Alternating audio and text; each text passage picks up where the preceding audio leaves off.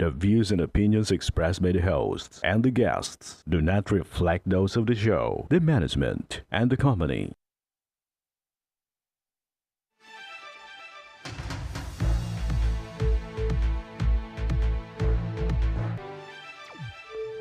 Magandang hapon sa iyo, partner. Welcome back! Yes! Yan, live na live po tayo ngayong araw ng Miyerkules para magbigay ng serbisyo publiko. Magandang hapon din sa iyo, partner, at sa ating mga masugid na taga-subaybay.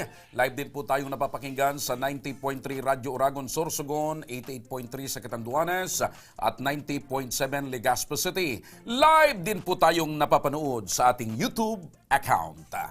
Umpisahan natin ang pagbibigay ng serbisyo publiko. Makakausap natin ngayon via video call si Emma Angeles ng Pili, Camarines Sur, ang ina ng 2 taong gulang na bata na dumadanas ngayon ng sakit na epilepsy. Nang nakaraang taon lamang ay inoperahan rin ito para butasan ng tiyan at sa pamamagitan ng gastrostomy tube, kaya nakakakain at nakakainom ang kanyang anak. Magandang hapon sa iyo, Nanay Emma. Magandang hapon din po, sir, at sa inyo pong dalawa. Opo. Magandang hapon. Opo, kumusta po ngayon ang kalagayan po ng inyong anak? Sa ngayon po, madalas na naman po siyang atakihin ng seizure niya po, tsaka maya't maya po sumusuka po siya, dala po nung sakit niya. Opo. Ito bang anak niyong ito, pang ilan po anak niyo ito? Po, Pang ilan po siyang anak ninyo? pang-anim na po siyang anak ko, pero 3 lang po silang buhay. Yung una hanggang 3 ipinanganak ko po, lahat po patay na. Opo. Pero sa 3 pong buhay, ito lang po bang bunso ang may sakit na ganito? Si Lars lang po, yung bunso lang po. Yung tumatayo ko pong panganay ngayon, tsaka yung pangalawa, mga normal naman po sila. Okay. Kailan po ang huling check-up na naipa-check up nyo sa doktor itong baby nyo, si Lars? Nung last week lang po, nagpa-check up po kami sa neurologist niya kasi po wala na po siyang gamot. Hindi naman po pwedeng maputulan siya ng gamot kasi yung seizure niya po laging active. Tapos nung Biyernes lang din po, nagpa-check up din po kami sa pulmonologist niya. Kasi sobrang hingal niya na po, hindi na siya masyadong nakakahinga, dala po ng sobrang plema. Okay. So ano po ang sabi ng doktor or ano po yung naging advice ng doktor pagkatapos na mapacheck up nyo po itong anak nyo at ito pong karamdaman niya ngayon? Sabi po ni Doc, dapat po hindi siya nauubusan ng maintenance niyang gamot. Saka dapat po, lagi po siyang may nakaantabay na oxygen dito sa bahay. Yung pulmonologist niya nga po, nag-request na po yun sana ng tracheostomy, yung pong bubutasan yung leeg para lagyan po ng tube, daanan po ng hangin kung sakasakaling hindi niya po kayang huminga. Kaya lang po medyo mahirap na po kasi sa sitwasyon ni Lars na operahan uli. Baka po hindi niya nakayanin. Opo. Nanay Emma, magandang hapon. Nanay, nabanggit niyo po na ito pong anak niyong si Baby Lars ay kumakain po sa pamamaraan po ng tubo. Hanggang ngayon po ba ay nakatubo pa rin siya? Opo. Opo. So ano raw po ang... 2 taon na po siyang naka-tube. Ano po? Magdadalawang taon na po siyang naka-tube. Opo. So 2 taon na po na dyan po ninyo pinapadaan yung pagkain ni Baby Lars. Nanay Emma, ano raw po ang kailangan niya ngayon? Sa ngayon po, lagi po niyang kailangan yung mga maintenance niya pong gamot. Pito po lahat ang maintenance niya, ma'am. Kasali po itong sa anti-seizure niya tsaka yung sa asthma niya. Kasi dala po ng sakit niyang cerebral palsy, nagkaroon po siya ng scoliosis. Yung tumabingi na po yung katawan niya. Opo. So Kaya komplikasyon na din normal po yung yun. function Opo. ng baga niya. Naiipit na daw po ng mga buto. Kaya yung plema niya lagi pong nandyan. Maya't maya po kailangan mo po siyang i-check ng oxygen kasi kung nahihingal na po siya, kailangan pong lagyan ng oxygen. Opo. Nanay Emma, Tapos, matanong ko lang po, ano po yung hanap buhay ni Mister? At kayo din po, paano niyo po naitataguyod yung pangangailangan ni Magsasaka Baby po. Lars? Magsasaka po. Si Mister ay isang magsasaka. Kayo po, nanay, ano po yung pinagkakaabalahan po ninyo? Sa bahay lang po. So kayo po yung talagang nag-aalaga sa mga anak ninyo po. Opo. Opo. Opo. So, Ito pong pagsasaka ni Mister, alam ko po kulang na kulang po yan. So paano nyo po na itataguyod yung mga pangangailangan ng mga anak ninyo habang inaasikaso nyo po si Baby Lars? Hindi ko po marinig, ma'am. Ang dami po akong narinig na boses. Opo. Nanay Emma, kasi nabanggit nyo po na si tatay ay isa pong magsasaka. Kayo din po ay wala pong hanap buhay. So paano nyo po na itataguyod yung mga pangangailangan po ng inyong mga anak sa kabila po na kayo po yung nag-aasikaso kay Baby Lars? Madalas po ako, ma'am, nagpo-post po sa Facebook. Naghahanap po ako ng mga foundation po, mga grupo na nagbibigay din po ng pakonti-konting tulong. Yung kahit po hindi kami nakikita ang personal, nakakapag-abot-abot po ng tulong. Nagpo-post po ako sa iba-ibang grupo. Minsan po nag-PPM sa mga individual na alam ko pong may mabubuting loob. Sumusubok po ako para po matustusan po yung gamutan niya. Opo, yan po talaga po yung role ng isang nanay. Gagawin po yung lahat, matulungan lang po at maibigay lang po yung pangangailangan ng kanilang anak. Opo. Dahil Laman dyan na po, po kami nanay, lagi ako ng po ay Facebook. sumasaludo po sa inyo dahil kayo po ay mismong nagbibigay ng lakas po para sa inyong sarili, para sa inyong pong pamilya at para sa inyong pong anak na si Baby Lars. Opo. Okay. Nanay, dyan lang po muna kayo, no? Para mabigyan ng solusyon ang problema ni Nanay Emma, makakausap natin ngayon sa linya ng telepono si Sir Gerson Alvarez, ang coordinator ng Ako Bicol Party List, katulong na kakampi pa sa Camarines Sur. Sir Gerson, magandang hapon po. Magandang hapon naman po, sir and madam. Opo. Bali po, Napakinggan nyo po Opo. yung problema at kwento ni Nanay Emma tungkol sa kanyang anak. Ano po ang maaari nating maitulong sa anak ni Nanay Emma? Bali po, matutulungan natin sila po sa pamamagitan ng Ako Bicol. Tutulungan natin na mapa-check up ulit po yung bata para po mahalaman natin yung pinakakailangan nilang gamot. Then, pag nasa labas po ng hospital yung kailangan nilang gamot, i-refer natin sila. Tutulungan at gagabayan natin hanggang sa makakuha ng pambiling gamot sa DSWD. Opo. Through Ako Bicol po. Opo. So, maraming salamat sa ganyang pagkakataon. Laging naandyan ang Ako Bicol. Pero ito yung tanong ko pa, Mr. Gerson, yung mga pangangailangang medical po ba ng bata, katulad ng gatas or ano pa man na kailangan niya, maibibigay din po ba natin? May bibigay po natin yun, ma'am. Iaalalayan po natin sila, ma'am. Lalong-lalo na doon sa pangangailangan nilang medical.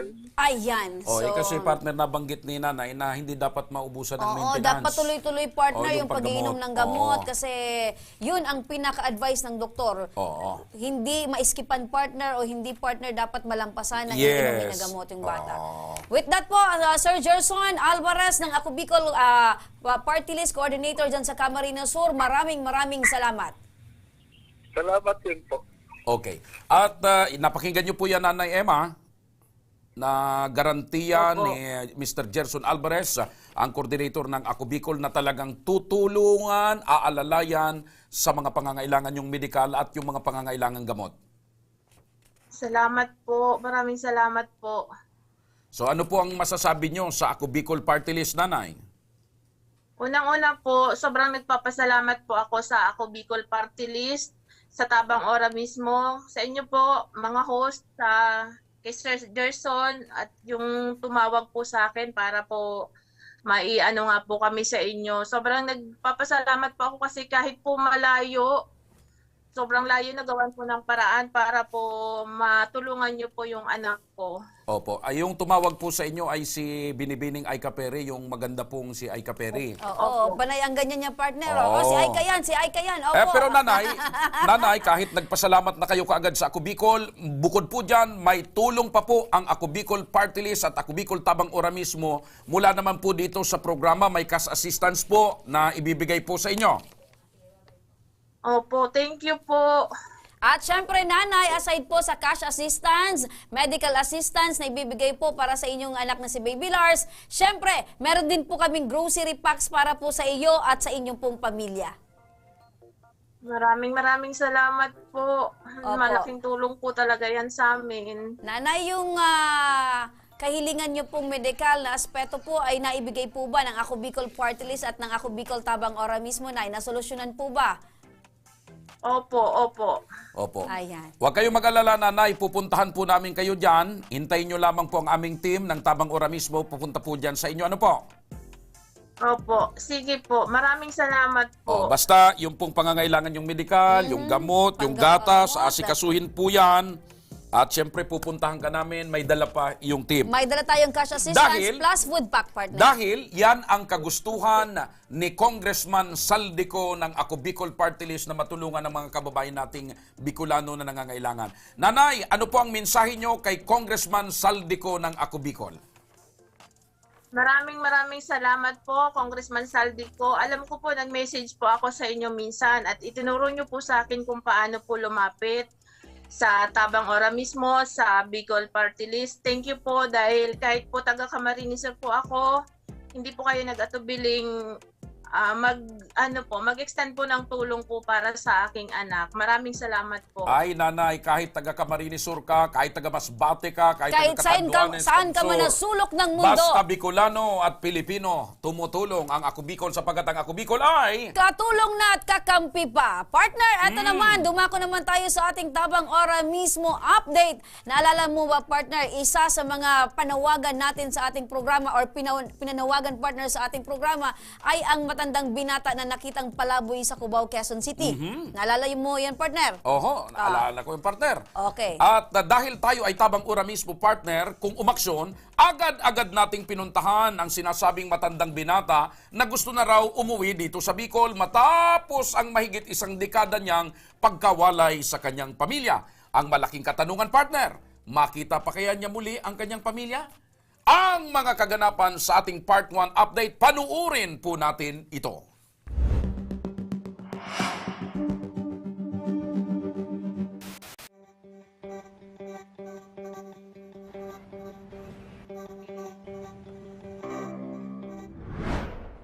Ikalima ng Enero nang itagang Ako Bicol Tabang Ora mismo ni Congressman Saldico ng mga concerned citizen para ihingi ng tulong ang isang lalaki na palaboy-laboy sa Cubao, Quezon City na gusto nang umuwi ng Bicol. Dahil dito ay agad naming tinawagan ang concerned citizen na nag-post ng litrato ni Victorino. Sige po ma'am, wag po kayo mag-alala. Magpapadala po kami ng tulong sa kanya, ma'am. Kinabukasan ay agad tumulak ang isang team ng Tabang Ora mismo para puntahan ang kinaroroonan ni Mang Victorino. Matapos ang magdamagang biyahe, ay agad na tinunto ng aming team ang lugar kung nasaan na malagi si Mang Victorino. Inalam din namin kung matagal na bang namamalagi si Mang Victorino sa Cubao. Agad kaming nagtanong-tanong sa mga tao na aming nakasalubong. Kawawa naman po siya nakikita ko parang matagal na siyang pantok-antok, ganon. Then sabi ko ay kawawa naman siya.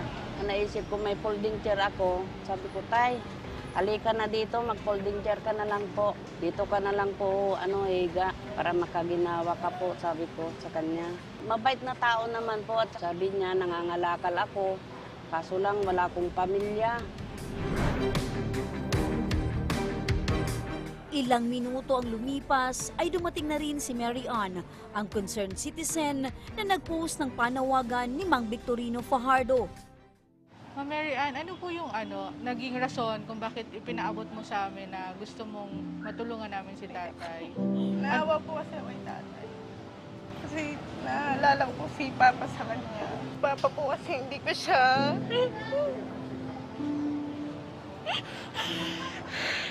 hindi ko siya natulungan na. Hindi man lang ako nakabawi sa kanya nung may sakit siya.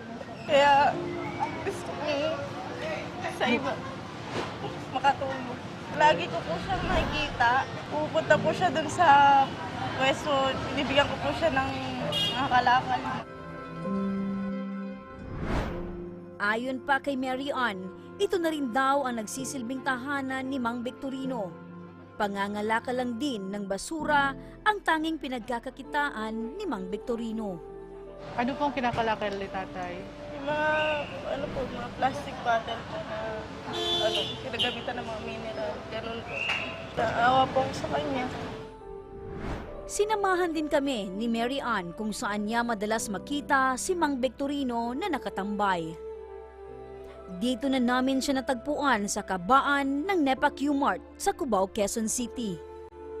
Nandito po kami kasi may nabalitaan po kami na gusto mo daw po umuwi ng Bicol. Oo po. Oo. Gusto mo po umuwi ng Bicol, tatay? Oo po. Saan po kayo sa Bicol? Sa Matnog po. Inalam na rin ng aming team ang kondisyon ni Mang Victorino. May diabetes ako tapos may problema ako sa kidney. Ilan pa kayo dito na punta sa Bicol? Nakipagsapalaran ako noong 2006 pa tayo. Up to 14 years na. Hindi nga ako nagkapag-asawa eh. Wala, so walang buhay talaga ako. Kung magkasakit ka, talaga eh. Iba rin talaga ang nasa pamilya mo. Gusto na kong umuwi sa Bicol. So ngayon, tatay, kami po ay nandito. Ang ako Bicol Tabang Oramis po ni Congressman Saldi ko ay nandito. Kami po ay tutulong para makabalik ka na po ng Bicol. Papasalamat po ako sa program. Ako Bicol. Masaya po ako. Makakauwi na po ako. Sana pag-uwi mo doon, tulungan ka ng mga kamag-anak mo. Lagi ka lang magdasal na sana gumaling ka. Pag-uwi mo tayo dun sa Bicol, magpagaling ka. Maraming salamat pala sa tulong mo. Matalik ko rin kaibigan kasi sila. Ingat ka dun, Taya. Matapos makapagpaalam si Mang Victorino sa kanyang mga itinuring na mga kaibigan, ay agad na rin tumulak ang Team Tabang Ora mismo ni Congressman Saldico para bumalik sa Bicol. Gabi na nang marating ng aming team ang Matnog, Sorsogon. Ito ang lugar na sinasabi ni Mang Victorino na kanyang kinalakihan at dito rin daw namin matatagpuan ang kanyang pamilya. Pero ayon sa mga residente sa lugar na aming nakausap, walang Fajardo na nakatira sa Matnog.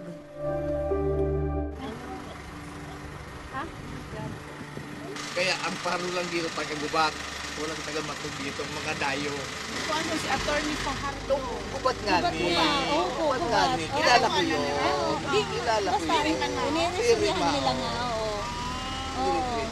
Na ang mga Fajardo, yato dito sa Kadaganan, Gubat.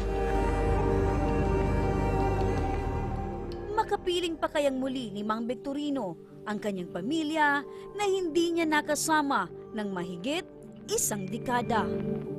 Ano kaya ang tunay na dahilan kung bakit napadpad si Mang Victorino sa Maynila? Ang kasagutan, abangan.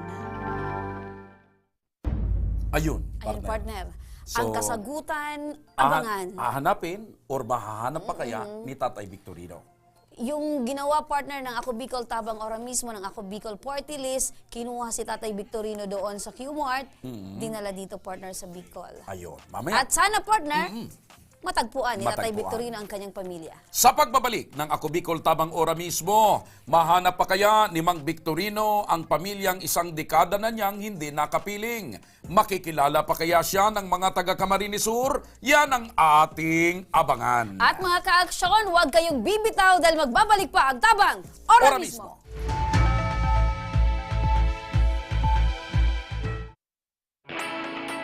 Naghahanap ka ba ng trabaho? Marunong ka bang mag-shoot ng video? Mag-edit?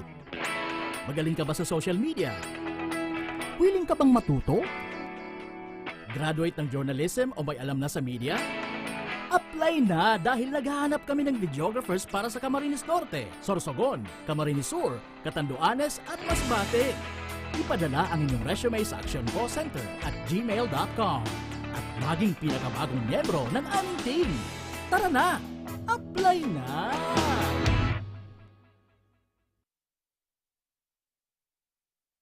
Daan-daan na po ang mga nakapagtapos at may mga kanya-kanya ng propesyon. Sa kanilang pagpupunyagi, walang masidlan ang kanilang mga ngiti. Yun at sa Gabos, nagpapasalamat po ako sa AKB. Gusto ko lang po magpasalamat sa Ako Bicol sa opportunity na tigtatao po araw po sa kuya na estudyante. Dahil naandyan lang, katuwang lagi, Ako Bicol, katabang na, kasurug pa.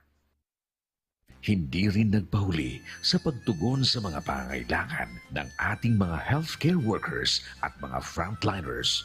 Sa simula pa lang nitong pandemya, hanggang sa ngayon, walang humpayang pagtulong. Ay, nagpapasalamat po ako sa pagtaon ng tabang hali sa Ako Bicol Party List. Papasalamat kong dakula sa duwang congressman tayo nakakatabang sa mga sa gabi. Maaasahan, Ako Bicol, katabang na, kasurug pa. Tucked away in the province of Albay, known for its perfectly shaped Mayon volcano, Miss Sibi's Bay Resort, a locally owned 5-hectare private island resort.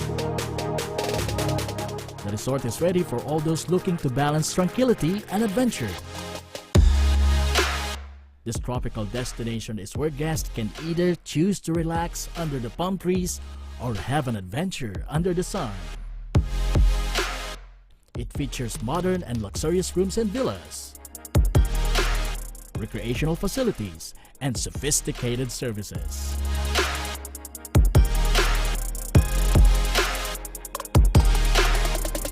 Come and experience Miss Sibi's Bay Resort, your tropical island getaway.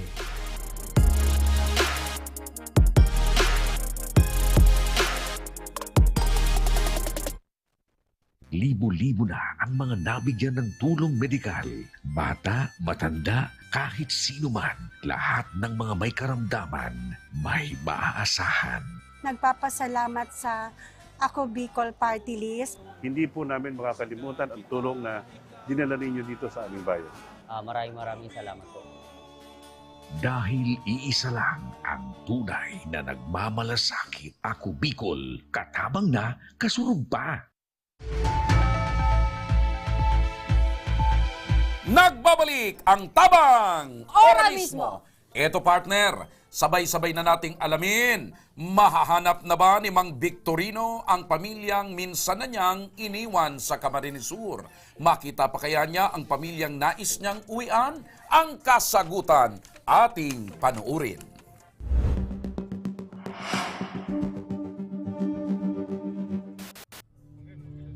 Nang marating ng aming team ang Bicol, ay una naming pinuntahan ang sinasabing kamag-anak ni Mang Victorino sa Matnog, Sorsogon. Hindi niya masabi sa Team Tabang Ora mismo kung ito nga ba ang lugar ng kanyang mga kamag-anak. Kalaukan na rin eh, Manoy. Kalaukan. Oo, taga-Kalaukan yun. Sa Kalaukan. Kahit malalim na ang gabi, ay hindi pa rin tumigil ang aming team para mahanap ang mga sinasabing kamag-anak ni Mang Victorino. Nasa Caloocan po. Caloocan, Matnog, Sorsogon. Yun ang may kilala lang ako doon na Pahardo po ang apelyido. Pumunta kayo ng barangay hall ng Caloocan, pwede naman yung makausap dahil palaging may duty dyan. Agad din naming pinuntahan ang barangay Caloocan sa Matnog, Sorsogon na sinasabi ng isang ginang na aming napagtanungan. Pero nang marating namin ang lugar, ay bigo pa rin kaming mahanap ang mga kamag-anak ni Mang Victorino. Kaya minabuti na ng aming team na makipag-ugnayan sa tanggapan ng Municipal Social Welfare and Development ng Matnog, Sorsogon. Kailangan mahanap muna yung family para sure naman na may pupuntahan siya. Kinausap na rin ng tauhan ng MSWDO si Mang Victorino. Saan ka po rito sa Matnog? Sundalo, Lodi. Saan ka po Sundalo? Malayo ba yun dito? Ano pong barangay yun? Kung taga rito ka, dapat alam mo yun. Bagay na hindi nasagot ni Mang Victorino. Saan po yun, Tay?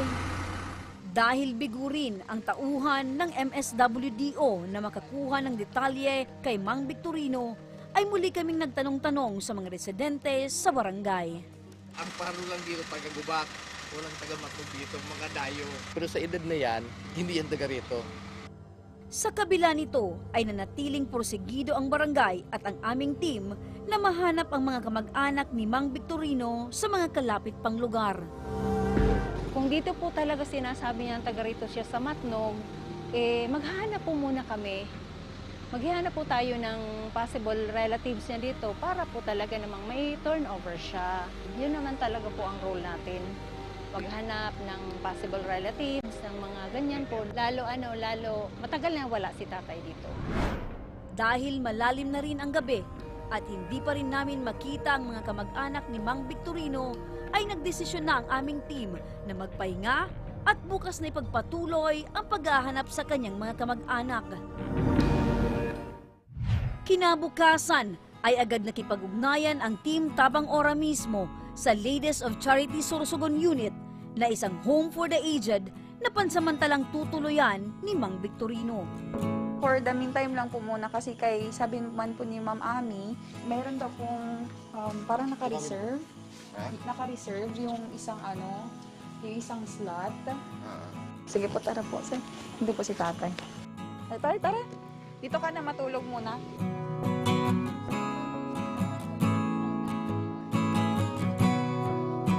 Agad na rin siyang dinala sa kanyang kwarto. Dito ay magiliw din nakipag-usap si Mang Victorino sa mga matatandang kinupkop doon. Sa condenser na yun, sila ang taga-supply ng ilaw na Iwanan ka namin dito, no? Ha? Habang kinokontak po namin yung kamag-anak nila sa ibang bansa, dito kami na, no? Tapos bukas po, babalik kami para kausapin po yung president ng Home for the Aged para po maayos po kung mag-stay mo kayo dun, no? Good night, Tay!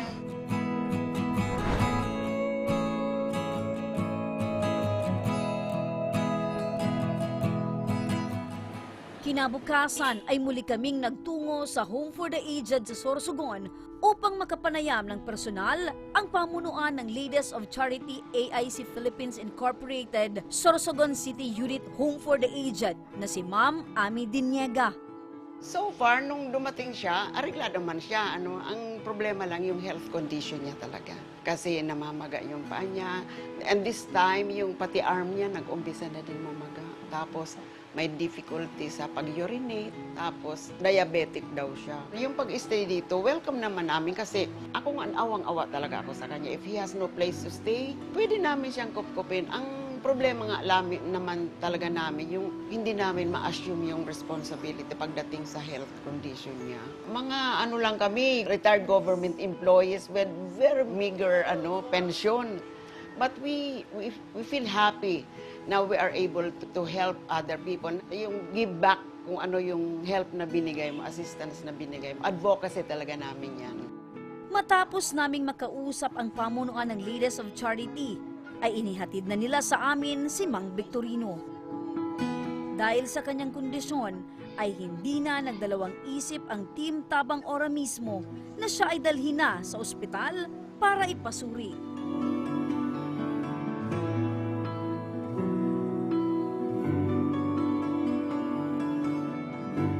Matapos kaming magpakilala, ay mabilis namang inasikaso si Mang Victorino.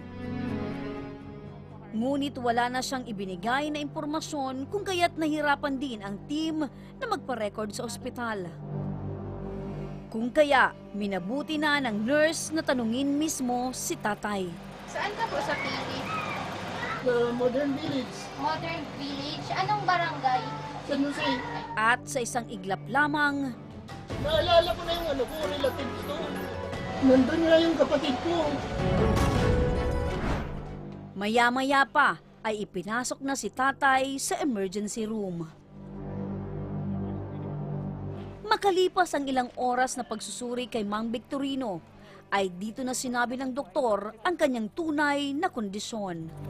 Ayon sa doktor, case po kasi ng patient natin mukhang isa siyang case ng anaphylactic reaction or yung isang tao na nagkakaroon ng allergy pwedeng sa food or sa medication na nakain niya. Kaso yung sa case ni sir, medyo yung malalang allergic reaction na pwedeng mag-edema or magmanas yung mukha niya, yung paa niya. At the same time, hirap siyang dumating na huminga. Kasi yung, kumbaga, oxygen niya sa katawan nasa 58 kanina, which is ang normal natin, nasa 90 to 100. So, ibig sabihin, pag ganon, masikip yung daanan ng hangin niya, pwedeng cause din ng allergic reaction pag ganon. So, from here, mas maganda kung ma-work up siya since may mga comorbidities si sir, so dapat ma-work up yung dugo niya, yung function ng kidneys niya, kung talaga bang anaphylactic reaction yon or may iba siyang klaseng sakit tulad ng sakit sa bato or sakit sa puso. Kinabukasan ay maagang nagtungo ang Team Tabang Ora mismo sa Home for the Aged para sunduin si Mang Victorino at dalhin sa Bicol Regional Training and Teaching Hospital o BRTTH para may paggawa ang mga lab tests na kailangan ng doktor. Sinabihan na kami ng mga nurse at doktor na kailangang i-confine si Mang Victorino dahil sa kanyang kondisyon. Agad ding isinagawa ang kanyang mga laboratory test. Habang nasa ospital si Mang Victorino ay nagpadala na rin kami ng ilang medical supplies na pwede niyang gamitin. Samantalang hindi naman tumigil ang buong team ng Ako Bicol Tabang Ora mismo sa paghahanap ng posibleng natitira pa niyang kamag-anak. Nanawagan na rin kami sa aming programa para mas mapabilis ang paghahanap sa mga kamag-anak ni Mang Victorino. Matnog Sorsogon. Kung sino man po ang kanyang kamag-anak ay mag-message lang po kayo sa aming official Facebook page. Makalipas ang 2 araw habang patuloy na nasa ospital si Mang Victorino, ay nakatanggap kami ng isang mensahe mula sa di umano'y kapatid nito. Nagpakilala ito bilang si Brigida Relucio na di umano'y nakatatandang kapatid ni Mang Victorino. Nang makuha ng Team Tabang Ora mismo ang buong detalye ng nagpakilalang kapatid ni Mang Victorino, ay agad din namin siyang pinuntahan. Pagkarating namin sa Barangay Binongbong, Pili, Camarines Sur, ay una naming pinuntahan ang kapitan ng barangay.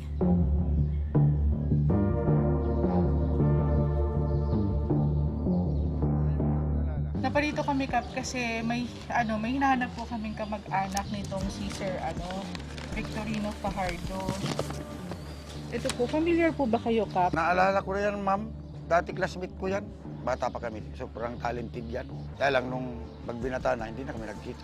Tunay na pangalan nito, Kap, ay Victorino Fajardo talaga. Ang ginagamit niyan nung elementary pa, Victor Lapos. Naalala ko nung sinabi ninyong dito kay Brigida Relucio.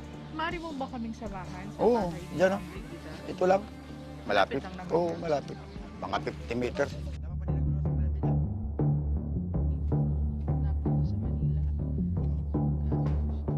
Manay! Manay Bida! Magandang umaga po, ma'am. Kami po ay from Ako Bicol, Tabang Ora mismo. Kami yung kumakausap sa inyo, ma'am. Ayo po. Tapos kasama po kami kay Kapitan. Para Ayo, tayo itong tinawag ko sa pighagad sa inyo na sinamper mo. ni Ma'am Tuloy Brady. po. Ano yan, buhay pa yan si Victor? Sabi noon pa, patay na daw. May ipapakita ko sa iyo, ma'am, na picture. Kilala niyo po ba ito, si tatay? Opo, kapatid kong Victor. Kaya lang yung na-post, Victorino Fajardo. Ano pong tunay na pangalan po, ma'am? Victor Branuelo Lapos. Siya ang bunso. Dadalhin. Nang makumpirma ni Nanay Brigida na buhay pa nga si Mang Victorino, ay dito na niya ikwento sa aming team kung bakit lumaya sa kanilang bahay ang kanyang kapatid. Dahil may kasalanan siya. So, sa tingin mo, ma'am, napakabigat ng kasalanan na yon. Kaya, ang ginawa niya, tumakas po ba siya? Oo. Hindi nagpaalam. Pumuntang Maynila, siyempre itong apektado man kami, pagkapamilya baya. Tapos nung mabalitaan nga ako na si Victor daw ay nandoon sa Cubao, nag-call ako sa kapatid ko kasi ako nagtuturo. Sabi ko, andyan si Victor, yung kapatid natin, o dito sa address na ito. O kaya hinanap doon ng kapatid ko. Tapos, yun nga, nakuha yung tinitirhan, pero wala naman siya. Tapos nagbalik pa doon, wala na, pati mga gamit. Kaya siya ang nagtatago, siya ang hindi lumalapit sa amin. Victor, kung gusto mong umuwi doon sa akin, welcome. welcome ka namin. Maraming salamat po sa programang Ako Bicol, Tabang Ora mismo, na nakatulong sa aking kapatid na si Victor Lapos alias Victorino Fajardo, na makita namin ngayon. Sana marami pa kayong matulungan at gabayan kayo ng Diyos sa inyong mga ginagawa na pagtutulong sa kapwa. Bago kami nagtungo sa ospital, ay nagtungo muna kami sa pinakamatandang kapatid ni Mang Victorino para iparating rin ang magandang balita.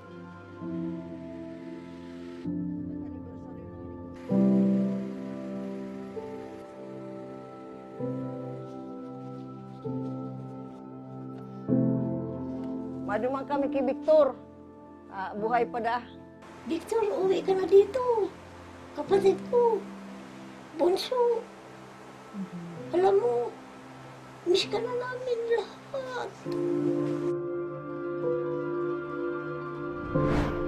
Matapos nito ay nagmadali kaming nagtungo sa ospital upang muling magkita ang magkakapamilya.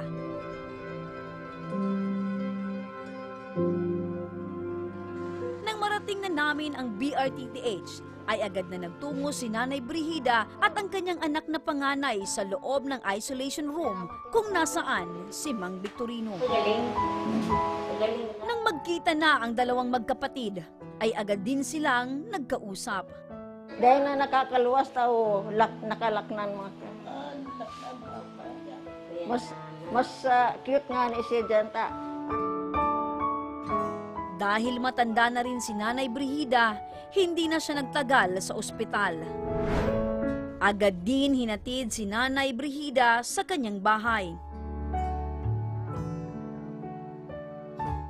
Siyempre, happy. Saka napatutuhanan ko na ang Victorino Fajardo ay si Victor talaga. Nagpaabot rin ng pasasalamat si Nanay Brigida kay Mary Ann, ang concerned citizen, na humingi ng tulong sa programa, dahilan upang mahanap nila ang kanilang nawawalang kapatid. Mary Ann, ako si Ate Bida, nagpapasalamat sa iyong mabuting kalooban sa pag-post mo sa Ako Bicol ng picture ng kapatid ko. Kaya natulungan nila ang pumunta sa Quezon City. At ngayon ay pagpapagamot na. May mensahe rin si Nanay Brigida sa mga yumao nilang magulang. Matay, naghirilingan na kami sa ospital sa Legazpi. Hanggang sa ngayon ay nasa loob pa rin ang pagamutan si Mang Victorino dahil under observation pa rin ang kanyang kalagayan. Pero ang pagtulong ng Ako Bicol Tabang Ora mismo ni Congressman Saldico ay hindi pa roon nagtatapos. Dahil ang kanilang magiging bayarin sa ospital ay sinagot na ng programa ng Ako Bicol Tabang Ora mismo ni Congressman Saldico. Hangad namin ang mabilis na pagaling ni Mang Victorino para muli na niyang makasama ang kanyang pamilya. Ayan, partner. Mula sa pagsundo kay Tatay Victorino, papunta dito sa Bicol Region, hanggang ipagamot, partner, At Tatay Victorino. siyempre, ang pinakamagandang pangyayari, natagpuan niya yung kanyang tunay na pamilya at nahanap yung tunay niyang pamilya. Muli silang nagkita. Ayan.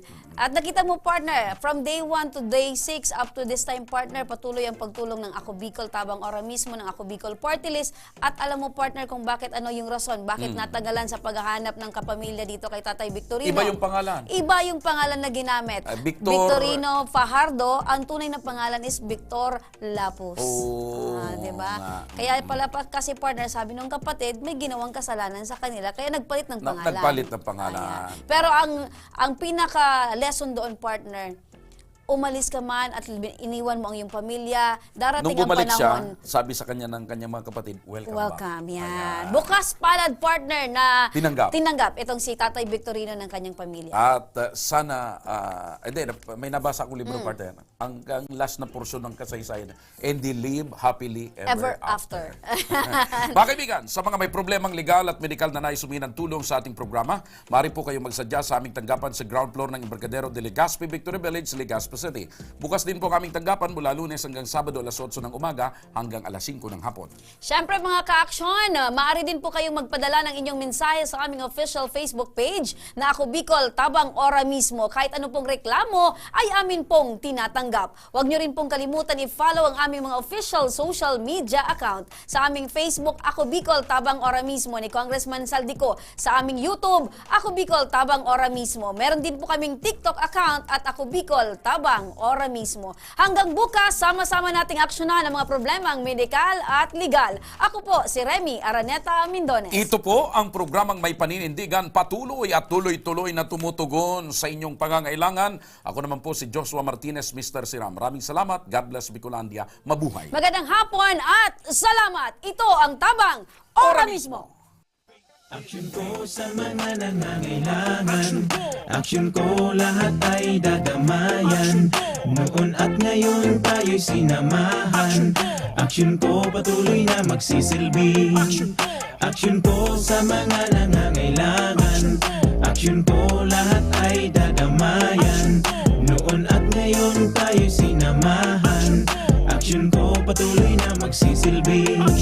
Isang masipag na pilantropo, sa hirap at ginawa kasama mo, malapit ang puso sa mga natutulungan.